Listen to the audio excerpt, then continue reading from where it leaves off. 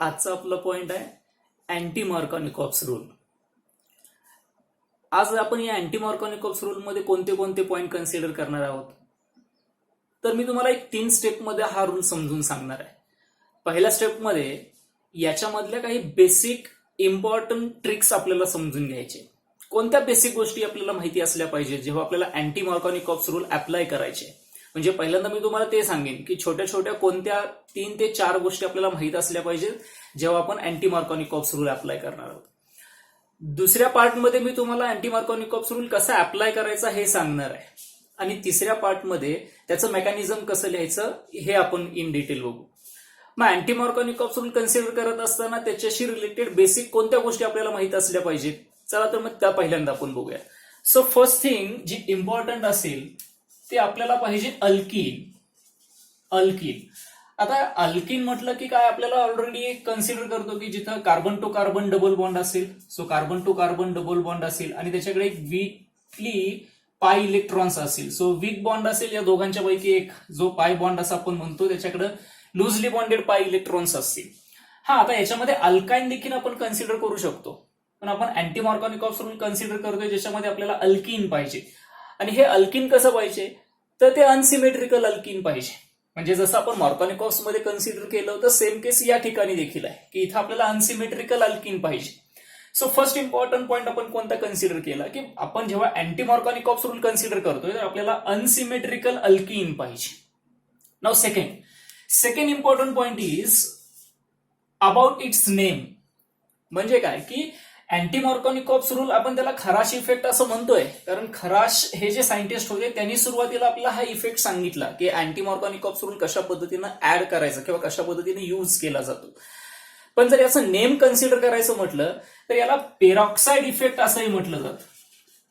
So it is also called as peroxide effect. So peroxide effect. So what is in by peroxide effect. या peroxide effect मध्ये जो oxygen आहे त्या ऑक्सिजनकडे -1 oxidation state असली पाहिजे. For example hydrogen peroxide H2O2 और benzoyl peroxide. So C6H5 C double bond O OO C double bond O C6H5. So this is called as benzoyl peroxide. Benzoyl peroxide. So ॲरोवरती ही एक simple condition आपल्याला दिलेली असेल म्हणजे reaction सुरू असताना त्याच्या ॲरोवरती जर पेरॉक्साइड असं असेल म्हणजे काय की हे अँटी मार्कोनिकॉप्स रूलची जी रिॲक्शन आहे ती इन प्रेझेन्स ऑफ पेरॉक्साइड होते. म्हणजे जर पेरॉक्साइड असेल तरच अँटी मार्कोनिकॉप्स रूल अप्लाय होतो.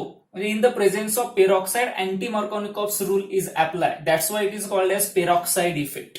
जर पेरॉक्साइड नसेल तर मग नॉर्मल जी आपण ऑलरेडी कन्सिडर केलेली मार्कोनिकॉप्स रूल अप्लाय होईल. पण जर पेरॉक्साइड दिलेला असेल मग तो कोणताही असेल H2O2 असेल किंवा हा बेंझॉइल पेरॉक्साइड असेल असे जर पेरॉक्साइड गिवन असतील मग आपल्याला त्यावेळी अशा कंडिशनमध्ये अँटी मार्कोनिकॉप्स रूल कन्सिडर करावा लागेल. कशा पद्धतीनं हा अप्लाय होतो इन प्रेझेन्स ऑफ पेरॉक्साइड आपण मेकॅनिझम मध्ये कन्सिडर करणार आहोत. Third very important point is so हा जो पॉइंट आता आपण कन्सिडर करतोय अतिशय महत्वाचा असेल. म्हणजे जसं आपण म्हटलं की याला खराश इफेक्ट असं म्हणायचं.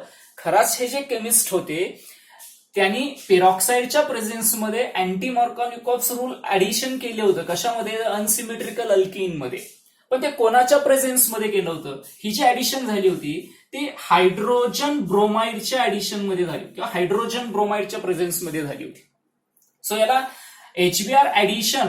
सो इथं अँटी मार्कोनिकॉप्स रूलमध्ये ऍडिशन जी होणार आहे अल्काइल हॅलाइडची ती फक्त HBr चीच ऍडिशन होणार आहे. जसं आपण मार्कोनिकॉप्स मध्ये म्हटलं होतं की इथं HCl असेल HI असेल किंवा HF असेल या तिघांचीही ऍडिशन तिथं होणार नाही. म्हणजे अँटी मार्कोनिकॉप्स मध्ये this is a very important point की ऍडिशन जी असेल ती ऍडिशन फक्त HBr चीच ऍडिशन होणार आहे. तिथं HCl HI आणि HF ची ऍडिशन होणार नाही. So this is an most important point.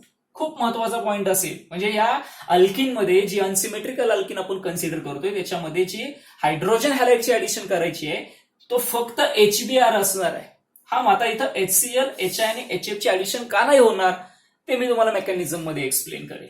So 3 point आपण इम्पॉर्टंट इथं कन्सिडर केले. फर्स्ट होतं अनसिमेट्रिकल अल्किन जे मार्कोनिकॉप्स मध्ये देखील आपण कन्सिडर केलं, सेम पॉईंट इथेही आपल्याला अनसिमेट्रिकल अल्किन पाहिजे. Second and third most important point असेल, अँटी मार्कोनिकॉप्सलाच आपण पेरॉक्साइड इफेक्ट असं म्हणतोय. का पेरॉक्साइड म्हणतोय, तर इन प्रेझेन्स ऑफ पेरॉक्साइड हा रूल अप्लाय होईल. जर तिथं पेरॉक्साइड नसेल तर हा रूल अप्लाय नाही होणार. आणि हे ऍडिशन होत असताना ती ऍडिशन फक्त आपण HBr ची करतोय, हायड्रोजन ब्रोमाइडची ऍडिशन फक्त होईल याच्यामध्ये.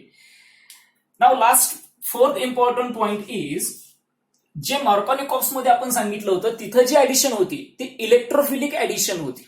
म्हणजे इलेक्ट्रोफिलिक ऍडिशन रिएक्शन होती, तिथं इलेक्ट्रोफाईल होता, तो अटॅक करत होता. पण या केसमध्ये आपल्याला फ्री रॅडिकल ऍडिशन रिएक्शन बघायला मिळते. Free radical addition reaction. So इथं फ्री रॅडिकल असेल, मेकॅनिझम मध्ये आपण बघूयात की free radical addition reaction exactly कशी होते. सो इम्पॉर्टंट पॉईंट काय आहे की फ्री रॅडिकल ऍडिशन आपल्याला करायची. कुठं ऍडिशन करणार आहे आपण, अनसिमेट्रिकल अल्किन मध्ये. सो फ्री रॅडिकल एक जनरेट होईल आणि त्याची ऍडिशन आपल्याला करायची आहे. So that's why it is called as free radical addition reaction.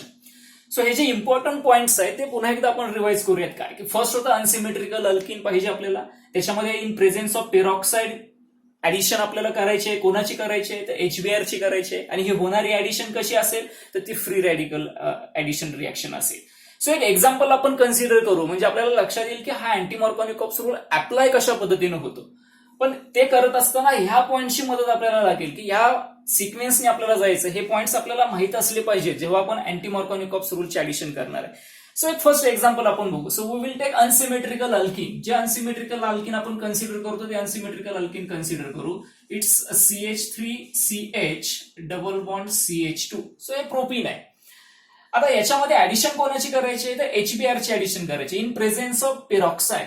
So आपल्याला अॅरोवरती HBr लिहिलेला असेल, बट मोर इम्पॉर्टंटली त्या HBr सोबत इथं पेरॉक्साइड देखील लिहिलेलं असेल. मग हे कोणतंही पेरॉक्साइड असेल. एक्झाम मध्ये जास्तीत जास्त आपल्याला बेन्झॉइल पेरॉक्साइड बघायला मिळतो. सो आपण बेन्झॉइल पेरॉक्साइड इथं कन्सिडर करू. So C6H5CO twice O twice. So benzoyl peroxide अशा पद्धतीनं रिप्रेझेंट केलं जातं किंवा अशा पद्धतीनं दिलं. So C6H5C double bond O हे 2 युनिट आहेत. सो आपण C6H5CO ट्वाइस लिहिलं आणि हे 2 ऑक्सिजन. सो जिथं ऑक्सिजन ऑक्सिजन सिंगल बॉन्ड आहे ना, सो ही पेरॉक्साइड लिंकेज आहे की जी थोडीशी वीक असते. आपण मेकॅनिझम मध्ये बघूयात की हे फ्री रॅडिकल जनरेट होत असताना कशा पद्धतीनं होतं. सो अशा पद्धतीनं या HBrच्या आणि या पेरॉक्साइडच्या प्रेझेन्समध्ये आपल्याला अशा अनसिमेट्रिकल अल्किन मध्ये ऍडिशन करायचे. सो आता मार्कोनिकॉप्स रूल मध्ये आपण काय सांगितलं होतं, अँटी मार्कोनिकॉप्स याचा अर्थ काय, मार्कोनिकॉप्सच्या अपोजिट होणारी ऍडिशन आहे. मग मार्कोनिकॉप्स मध्ये आपण काय सांगितलं होतं, तिथं असं म्हटलं होतं की negative part of the reagent is attach to that unsaturated carbon which contain less number of hydrogen. So पुन्हा लक्ष द्या, आपण इथं मार्कोनिकॉप्स मध्ये काय सांगितलं होतं ते सांगतोय. अँटी मार्कोनिकॉप्स मीन मार्कोनिकॉप्सच्या एक्झॅक्टली अपोजिट करायचं, उलट करायचंय, अपोजिट करायचंय. पण मार्कोनिकॉप्स तर काय आहे ते तर समजलं पाहिजे. तर तो रूल असा सांगत होता की हा जो मायनस असेल, हा मायनस इकडं अशा कार्बनला जोडायचा ज्याच्याकडे हायड्रोजनची संख्या कमी आहे, तो मार्कोनिकॉप्स आहे. आता आपल्याला काय करायचं आहे, अँटी मार्कोनिकॉप्स. सो त्याच्या अपोजिट करायचं. म्हणजे या केसमध्ये हा जो Br आहे, हा Br इकडच्या अशा कार्बनला जोडला जाईल ज्याच्याकडे हायड्रोजनची संख्या जास्त आहे. मग जास्त वाला कोण असेल, हा कार्बन नंबर फर्स्ट. म्हणजे आपल्याला याला Br जोडायचं आहे. इथं Br आपण जोडला, मग या कार्बनला जर Br जोडला तर ऑब्व्हियसली या कार्बनला कोण असेल, करेक्ट, हायड्रोजन असेल. सो अशा पद्धतीची ऍडिशन आपल्याला करायची. मग आपल्याला याच्यापासून कोणता प्रॉडक्ट मिळेल, सो तो प्रॉडक्ट आपण इथे कन्सिडर करू. So CH3CH2. सो हा डबल बॉन्ड ब्रेक झाला. याची ऍडिशन करत असताना सो या कार्बनला आपल्याला Br ऍड करायचं आहे आणि इथं हायड्रोजन कन्सिडर करायचं. सो इथं प्रॉडक्ट आपल्याला काय मिळाला, 1 bromopropane. 1 bromopropane. So 1 bromopropane. This is the major product. म्हणजे अँटी मार्कोनिकॉप्स कन्सिडर करत असताना आपण सगळ्यात महत्वाची गोष्ट कोणती कन्सिडर केली, सो ह्या अनसिमेट्रिकल रिएजंट मधला जो मायनस आहे, तो मायनस या अनसॅच्युरेटेड किंवा अनसिमेट्रिकल अल्किन मध्ये अशा कार्बनला जोडायचा ज्याच्याकडे हायड्रोजनची संख्या जास्त आहे. सो त्या पद्धतीनं Br आपण या कार्बनला जोडला आणि आपला 1 ब्रोमोप्रोपेन हा मेजर प्रॉडक्ट मिळाला. सो हे अँटी मार्कोनिकॉप्स रूल अप्लाय कसा करायचा हे झालं. आता आपल्याला याचं मेकॅनिझम बघायचं, पण ते मेकॅनिझम बघत असताना आपण ह्या ज्या गोष्टी सांगितल्या, जे बेसिक पॉईंट सांगितले ते अतिशय महत्वाचे असतील. म्हणजे इथं काय केलं आपण, जे अल्किन घ्यायचं होतं अनसिमेट्रिकल अल्किन कन्सिडर केलं. या अनसिमेट्रिकल अल्किन मध्ये पेरॉक्साइड कन्सिडर केलं, बेन्झॉइल पेरॉक्साइड. सो त्याच्या प्रेझेन्समध्ये रिॲक्शन करायची आहे. म्हणजे अनसिमेट्रिकल अल्किन आहे, बेन्झॉइन पेरॉक्साइडच्या प्रेझेन्समध्ये ऍडिशन कोणाची करायची आहे, तर HBr ची करायची आहे. आणि ही ऍडिशन होत असताना या रिएजन मधला मायनस या अल्किन मध्ये अशा कार्बनला जोडायचा ज्याच्याकडे हायड्रोजनची संख्या जास्त आहे. इथं आहे, या कार्बनकडे एकच हायड्रोजन आहे, या कार्बनकडे 2 हायड्रोजन आहे, त्यामुळे याची हायड्रोजनची संख्या जास्त आहे. सो Br आपण या कार्बनला जोडला. सो हा एक बेसिक एक एक्झाम्पल आपण रूलचं कन्सिडर केलं. सो इथंपर्यंतचे पॉईंट नोट करा, मग आपण याचं मेकॅनिझम बघूयात काय. ठीक आहे. सो मेकॅनिझम आपण या रिएक्शनचं कन्सिडर करू. मेकॅनिझम. सो कशा पद्धतीनं मेकॅनिझम फॉलो होतं. सो जिथं आपण पेरॉक्साइड इफेक्ट बद्दल सांगतोय किंवा फ्री रॅडिकल ऍडिशन रिएक्शन मध्ये जेव्हा सांगतो, तेव्हा फ्री रॅडिकल ऍडिशन रिएक्शन जिथं असते तेव्हा मेकॅनिझम हे जनरली 3 स्टेप मध्ये होतं. कोणत्या आहेत त्या 3 स्टेप. सो फर्स्ट आहे जनरेशन ऑफ फ्री रॅडिकल, ज्याला असं आपण म्हणतो, म्हणजे इनिशिएशन स्टेप आहे. इनिशिएशन फर्स्ट स्टेप असेल, त्याच्यानंतर चेन प्रोपॅगेशन होते आणि त्याच्यानंतर टर्मिनेशन होतं. सो इनिशिएशन, प्रोपॅगेशन आणि टर्मिनेशन अशा 3 स्टेपमध्ये आपल्याला हे मेकॅनिझम बघायला मिळतं. जसं आपण सुरुवातीला म्हटलं की हे पेरॉक्साइडच्या प्रेझेन्समध्ये रिॲक्शन होते, म्हणजे हा इफेक्ट इथं फार महत्वाचा असेल.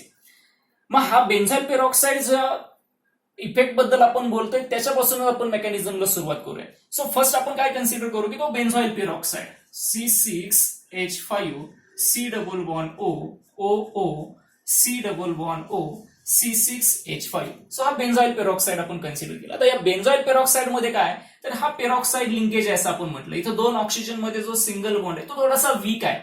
म्हणजे इथं काय होणार आहे, इथं क्लिवेज होईल. या ऑक्सिजन मधला बॉन्ड ब्रेक होणार आहे, हा बॉन्ड ब्रेक होईल. आणि तो बॉन्ड ब्रेक झाल्यानंतर आपल्याला इथं काय बघायला मिळतं की हे दोन्ही ऑक्सिजन इक्वल पॉवरचे आहे, म्हणजे सेम एनर्जी आहे त्यांची. त्यामुळे इथं त्यांचे इलेक्ट्रॉन घेऊन ते बाजूला जातील. हा एक इलेक्ट्रॉन ऑक्सिजन त्याच्याकडे घेऊन जाईल, हा दुसरा त्याच्याकडे घेऊन जाईल. म्हणजे इथं आपल्याला मिळेल काय, इथं आपल्याला C6H5 C double bond O याचे 2 युनिट्स मिळतील. आता कार्बनकडे असलेल्या इलेक्ट्रॉनची संख्या जर आपण बघितली तर ऑलरेडी आपल्याला माहिती आहे की कार्बनच्या व्हॅलन्स शेलमध्ये 6 इलेक्ट्रॉन्स असतात. म्हणजे इथं ऑलरेडी त्याच्याकडे 2 लोन पेअर होत्या आणि त्यात 1 इलेक्ट्रॉन आणखी त्याच्याकडे ऍड झाला, म्हणजे टोटल इलेक्ट्रॉन इथं किती झाले तर 5 झाले. या सिंगल ज्या अनपेअर इलेक्ट्रॉन बद्दल आपण बोलतोय, म्हणजे इथं काय तयार झाला, फ्री रॅडिकल तयार झाला. म्हणजे इथं कार्बनकडे जे इलेक्ट्रॉन्स आहेत त्याच्याकडे चार्ज नाहीये कोणता, हा फ्री रॅडिकल तयार झाला. सो हे फर्स्ट स्टेप मध्ये झालं. म्हणजे मी पुन्हा एकदा रिपीट करतो, काय झालं इथं होमोलॅटिक क्लिवेज होतं, दोघेही सेम आहे. सो होमोलॅटिक क्लिवेज झाल्यानंतर त्यांचे एक इलेक्ट्रॉन तो ऑक्सिजन घेईल आणि बाजूला होईल. सो अशा पद्धतीनं हा एक फ्री रॅडिकल इथं तयार झालेला आपल्याला बघायला मिळतो.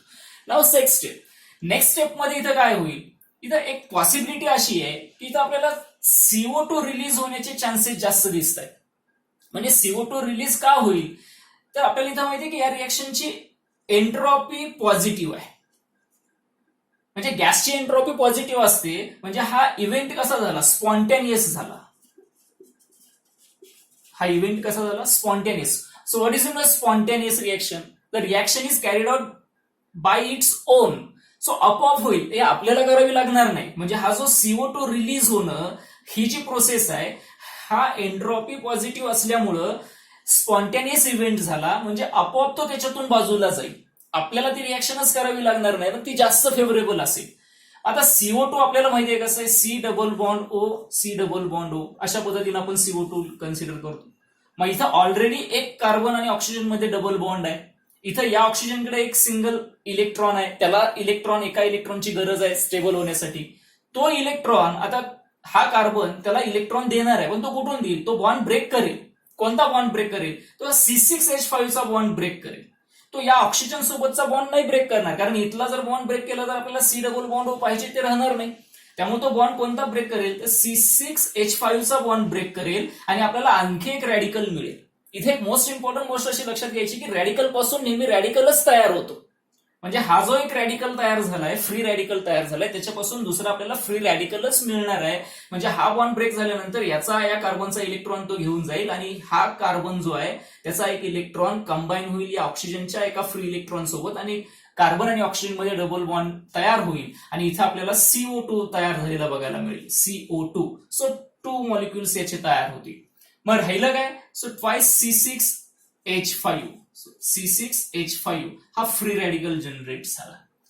सो हे इनिशिएशन होतं जे पेरॉक्साइड मध्ये आपण सांगितलं कशा पद्धतीनं क्लिवेज होतं. सो होमोलॅक्टिक क्लिवेज होईल, ऑक्सिजनचं एक फ्री रॅडिकल इथं तयार होईल. इथं मॅक्झिमम चान्सेस असे आहेत की याच्यामधून CO2 बाहेर जाईल. का जाईल? तर CO2 हा गॅस आहे आणि गॅसची एंट्रोपी नेहमी पॉझिटिव्ह असते. पॉझिटिव्ह याचा अर्थ हा इव्हेंट कसा आहे? स्पॉन्टेनियस आहे. स्पॉन्टेनियस म्हणजे आपोआप होईल, आपल्याला काही करावं लागणार नाही. म्हणजे हा बाहेर जात असताना ऍज अ CO2 जर बाहेर गेला तर आपल्याला इथं C6H5 चं फ्री रॅडिकल तयार झालेला बघायला मिळतो. So what next?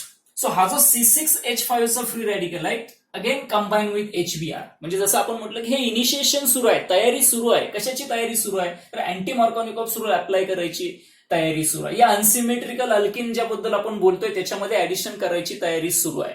So initiation आपण करत असताना पहिल्या स्टेपमध्ये ज्या पेरॉक्साइड पासून आपल्याला C6H5 चा फ्री रॅडिकल मिळाला तो आता कंबाईन होईल या HBr सोबत. आपल्याला ती रिएक्शन कशी लिहिता येईल? सो C6H5 जो फ्री रॅडिकल तयार झाला तो कंबाईन होईल HBr सोबत आणि इथं HBr मध्ये देखील आपल्याला क्लिवेज बघायला मिळेल. हा हायड्रोजन आणि हा Br हे दोघं बाजूला जातील आणि हा हायड्रोजन या कार्बनला जाऊन अटॅक करेल आणि C6H5 या कार्बनकडे एक फ्री इलेक्ट्रॉन आहे, या हायड्रोजनचा इलेक्ट्रॉन याच्यासोबत कंबाईन होईल आणि आपल्याला इथं काय मिळेल? C6H6 plus Br minus. So Br चा फ्री रॅडिकल आपल्याला इथं मिळाला. आता C6H5 बेन्झिन आहे जे की रेझोनन्समुळे ऑलरेडी स्टेबल आहे. म्हणजे अशा पद्धतीनं आपण इनिशिएशनच्या स्टेपमध्ये Br चा फ्री रॅडिकल आपल्याला मिळाला. So again most important step आहे ही इनिशिएशन मेकॅनिझम मध्ये. सो इनिशिएशन होत असताना पेरॉक्साइड मध्ये होमोलॅटिक क्लिवेज होईल असं आपण म्हटलं, त्याच्यापासून CO2 रिलीज होईल आणि C6H5 चा फ्री रॅडिकल आपल्याला मिळाला. सो याच्यामध्ये मोस्ट इम्पॉर्टंट काय? So free radical gives radical. So एक फ्री रॅडिकल जर ब्रेक झाला तर त्याच्यापासून दुसरा फ्री रॅडिकलच आपल्याला मिळणार आहे. सो अशा पद्धतीने आपल्याला एक फ्री रॅडिकल मिळाला which is again combine with HBr. So त्या HBr मधला H जो आहे तो या C6H5 मध्ये ऍड होईल आणि आपल्याला C6H6 मिळेल जे की बेन्झिन आहे. रेझोनेटिंग स्ट्रक्चर्स मुळे हा स्टेबल होईल आणि आपल्याला याच्यातून रिलीज झालेला Br चा फ्री रॅडिकल मिळेल. आता जर आपण थोडंसं व्यवस्थित बघितलं तर हा जो Br चा फ्री रॅडिकल आहे त्याच्याकडे एक इलेक्ट्रॉन आहे, म्हणजे त्याला स्टेबल होण्यासाठी आणखी एका इलेक्ट्रॉनची गरज आहे आणि मग तो शोधेल थोडासा की त्याला तो इलेक्ट्रॉन कोणाकडून मिळेल. मग आपण जे रिएक्शन मध्ये सांगितलं हे पेरॉक्साइड पाहिजे, HBr पाहिजे, जे की फ्री रॅडिकल तयार झालं. म्हणजे हे जे पॉइंट्स आपण इम्पॉर्टंट लिहिले हे एवढं महत्वाचं काय? तर इथं काय झालं? आपण पेरॉक्साइड घेतलं, HBr ची ऍडिशन करत असताना आपण HBr ला कन्सिडर केलं, फ्री रॅडिकल तयार झाला. आता याची ऍडिशन कोणामध्ये होणार आहे? अनसिमेट्रिकल अल्किन मध्ये. म्हणजे हा जो Br आहे ह्या Br ला जो फ्री इलेक्ट्रॉन आहे, ज्या एका इलेक्ट्रॉनची गरज आहे तो एका इलेक्ट्रॉन तो कोणाकडून घेणार आहे? या अनसिमेट्रिकल अल्किन मध्ये. याच्याकडे तो इलेक्ट्रॉन नाहीये का? आहे.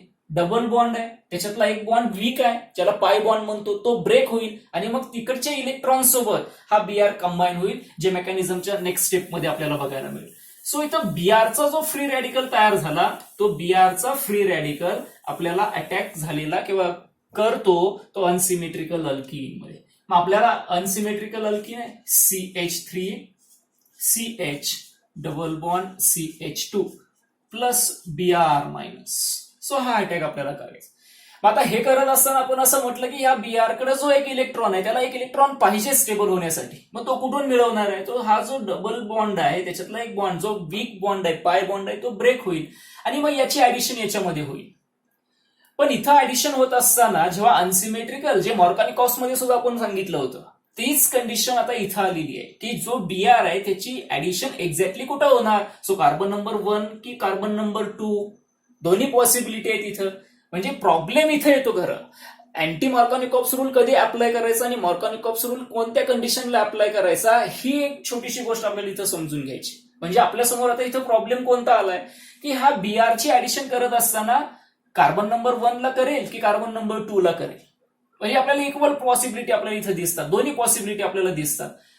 मग आपल्याला त्या दोन्ही कन्सिडर कराव्या लागतील. म्हणजे बीआरची ऍडिशन करत असताना ही जी पुढची स्टेप, नेक्स्ट स्टेप आपण कन्सिडर करतोय, ती नेक्स्ट स्टेप आपण कशा पद्धतीनं असेल. सपोज हा जो बीआर आहे तो बीआर 1 नंबरच्या कार्बनला जर अटॅक झाला तर आपल्याला इथं कशा पद्धतीचं स्ट्रक्चर मिळेल. CH3 CH CH2 B R. आणि हा बॉन्ड ब्रेक झाल्यामुळं दोन्ही कार्बनकडे इलेक्ट्रॉन तर आहेत ना एक एक. हा बॉन्ड पाय बॉन्ड जेव्हा ब्रेक होईल तेव्हा या कार्बनकडे एक फ्री इलेक्ट्रॉन असेल, इथं एक फ्री इलेक्ट्रॉन असेल. म्हणजे हा बीआर जर 1 नंबरच्या कार्बनला ऍड झाला तर 2 नंबरच्या कार्बनचा free electron as it is आपल्याला इथं कन्सिडर करावं लागेल या पद्धतीने. सो इथं असेल बीआर. ठीक आहे. सो बीआर जो आहे तो 1 नंबरच्या कार्बनला अटॅक झाला. सेकंड कंडिशन मध्ये आपण असं कन्सिडर करूयात की ह्या बीआरची ऍडिशन आता 1 नंबरच्या कार्बनला न होता त्या बीआरची ऍडिशन 2 नंबरच्या कार्बनला होईल. मग हा बीआर जो 2 नंबरच्या कार्बनला अटॅक केला तर हा जो 1 नंबरच्या कार्बनवरती फ्री चार्ज आहे, जो एक इलेक्ट्रॉन आहे, तो ऍज इट इज आपल्याला कन्सिडर करावा लागेल. सो सेकंड आपल्याला काय मिळालं. CH3 CH CH2 इथं बीआरची ऍडिशन झाली आणि ह्या कार्बनवरती इलेक्ट्रॉन आला. म्हणजे या दोन्ही स्ट्रक्चरकडे जर आपल्याला बघितलं तर आपल्याला एक गोष्ट लक्षात आली की इथं काय तयार झालं. इथं 2 डिग्री फ्री रॅडिकल तयार झाला. 2 डिग्री फ्री रॅडिकल तयार झाला. इथं काय तयार झालं. 1 degree free radical. 1 degree free radical तयार झाला. मग आता याच्या स्टेबिलिटीवरती जर विचार करायचा झाला, आता इथं केअरफुली थोडंसं समजून घेण्याची गोष्ट आहे की हा जो कार्बन आहे याच्याकडे एक इलेक्ट्रॉन आहे, म्हणजे त्याला स्टेबल होण्यासाठी एका इलेक्ट्रॉनची गरज आहे. आणि तो इलेक्ट्रॉन तो मिळवणार आहे आणि त्याला देणारे 2 ग्रुप त्याच्याकडे आहेत. म्हणजे तो इलेक्ट्रॉन तो या कार्बनकडूनही मिळवू शकतो आणि या कार्बनकडून, म्हणजे दोघं आहेत इथं. हा कार्बन देखील त्याला एक इलेक्ट्रॉन देऊ शकतो, हा कार्बन देखील त्याला एक इलेक्ट्रॉन देऊ शकतो. हा एक बीआर ग्रुप या कार्बनला अटॅच आहे. सो बीआरची इलेक्ट्रोनिगेटिव्हिटी जास्त आहे, त्यामुळे बीआर याच्याकडून इलेक्ट्रॉन खेचण्याचा, म्हणजे जास्त प्रमाणात खेचण्याचा प्रयत्न करेल. तरी देखील म्हणजे ह्या कार्बन जरी कमी प्रमाणात त्याने इलेक्ट्रॉन दिले तरी इकडचा तरी आहे तो त्याला इलेक्ट्रॉन देईल. म्हणजे याची स्टॅबिलिटी जास्त आहे. या केसमध्ये काय, या केसमध्ये या कार्बनकडे जो एक इलेक्ट्रॉन आहे त्याला स्टेबल होण्यासाठी एका इलेक्ट्रॉनची गरज आहे आणि तो देणारा फक्त एकच ग्रुप आहे त्याच्याकडे, तो एकच कार्बन आहे आणि त्याला देखील हा बीआर ग्रुप ऍड झालाय.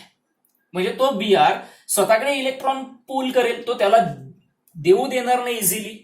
म्हणजे ही जी स्पेसिस आहे ही लेस स्टेबल झाली. आणि सेकंडरी ज्याला आपण फ्री रॅडिकल म्हणतोय विच इज मोर स्टेबल. म्हणजे रिॲक्शन मध्ये पुढे आपण कन्सिडर करत असताना इथं जर या फ्री रॅडिकलचा जर आपण सिक्वेन्स कन्सिडर केला तर तो सिक्वेन्स असा आहे 3 degree is greater than 2 degree is greater than 1 degree.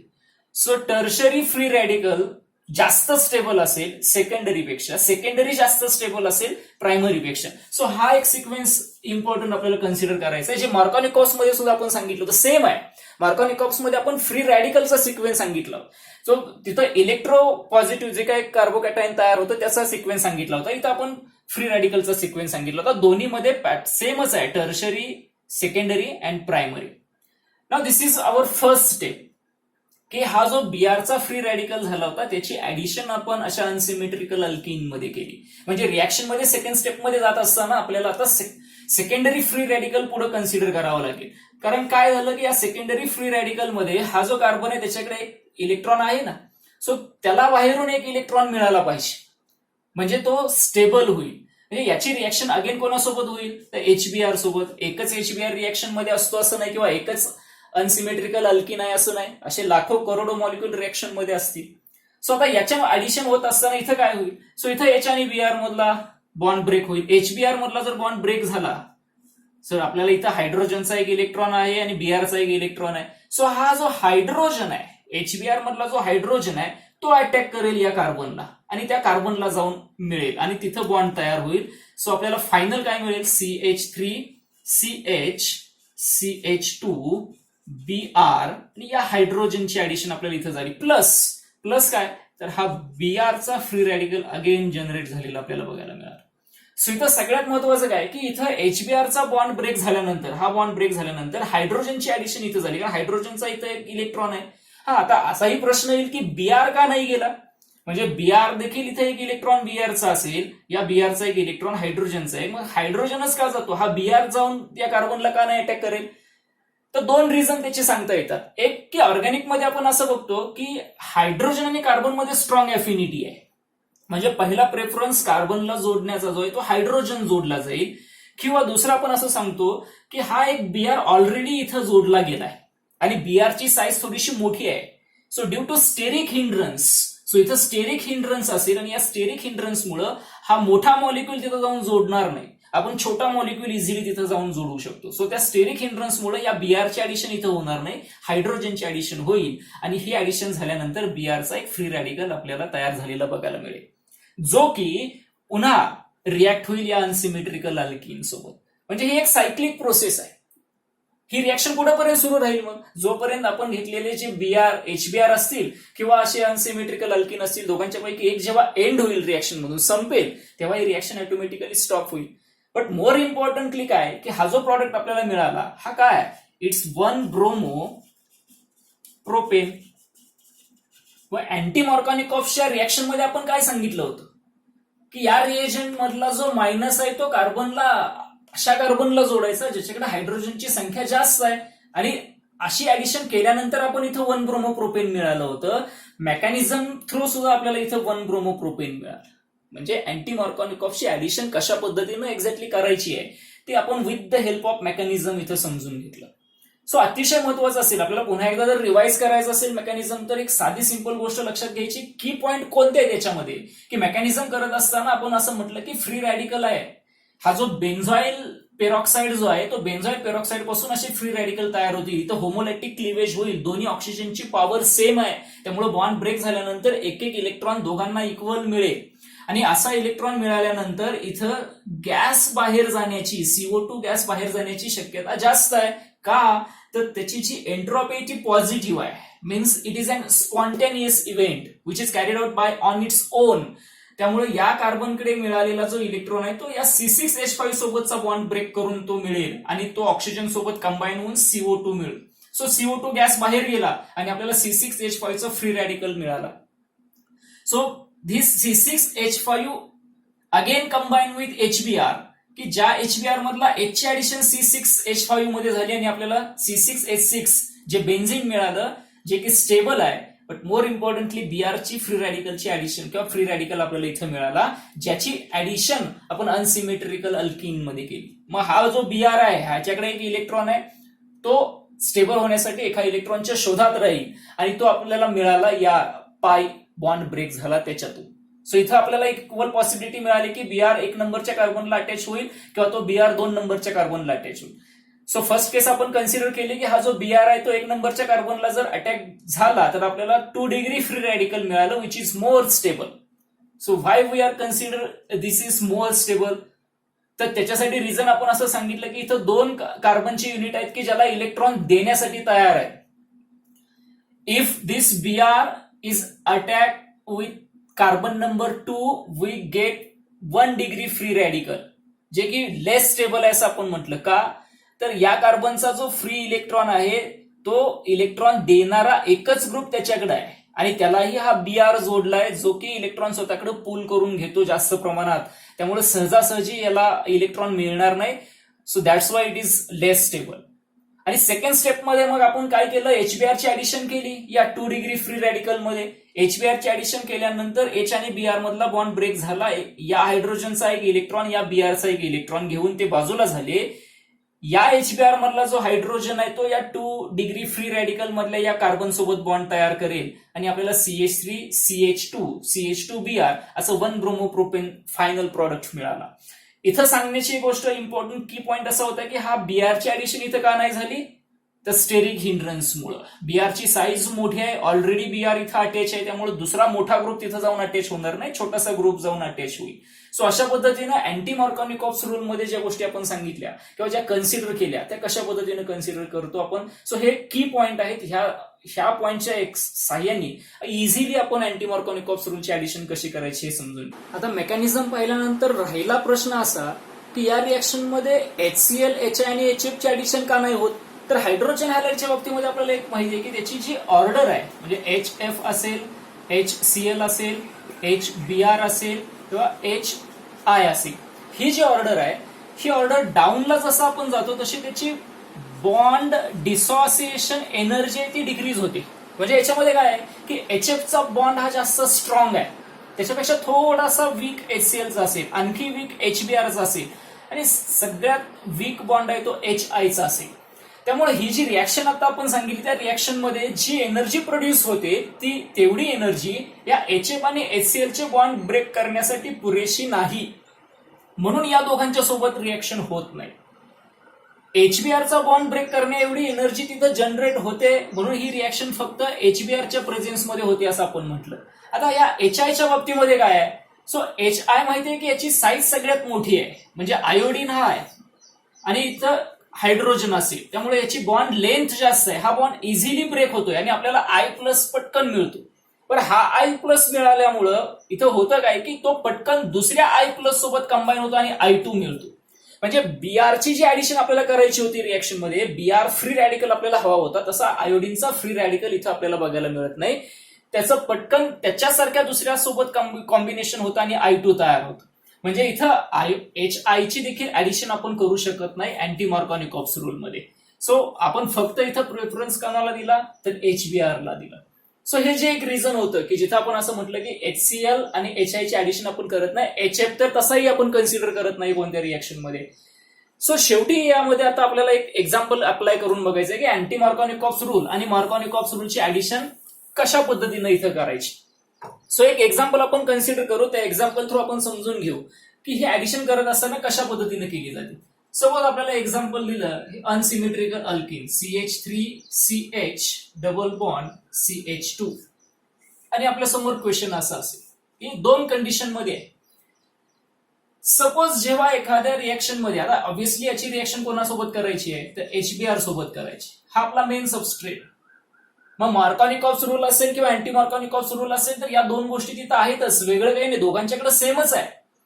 पण जेव्हा ॲरोवरती काहीही कंडिशन दिलेली नसेल, या दोघांची ऍडिशन करत असताना प्लस ह्या दोघांची ऍडिशन करत असताना ॲरोवरती कोणतीही कंडिशन आपल्याला दिलेली नसेल, then we follow Markovnikov's rule. आणि तो मार्कोनिकॉप्स रूल काय सांगतो, negative part of the reagent is attach to that carbon which contain less number of hydrogen. म्हणजे Br इथं जोडला जाईल. सो आपल्याला काय मिळेल CH3CH Br CH3.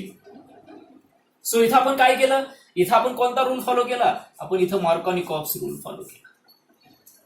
पण जेव्हा unsymmetrical alkene plus HBr in presence of peroxide, असं पेरॉक्साइड लिहिलेलं असेल किंवा इथे बेन्झॉइल पेरॉक्साइड दिला असेल, बेन्झॉइल पेरॉक्साइड दिला असेल, तर मात्र आपण कोणता रूल फॉलो करणार, तर अशा कंडिशन मध्ये आपण हा अँटी मार्कोनिकॉप्स रूल फॉलो करणार. आणि अँटी मार्कोनिकॉप्स रूल काय सांगतो की हा अनसिमेट्रिकल रिएजन जो आहे त्याच्याकडचा जो निगेटिव्ह आहे तो अशा कार्बनला जोडायचा ज्याच्याकडे हायड्रोजनची संख्या जास्त आहे, सो आपण इथं जोडणार.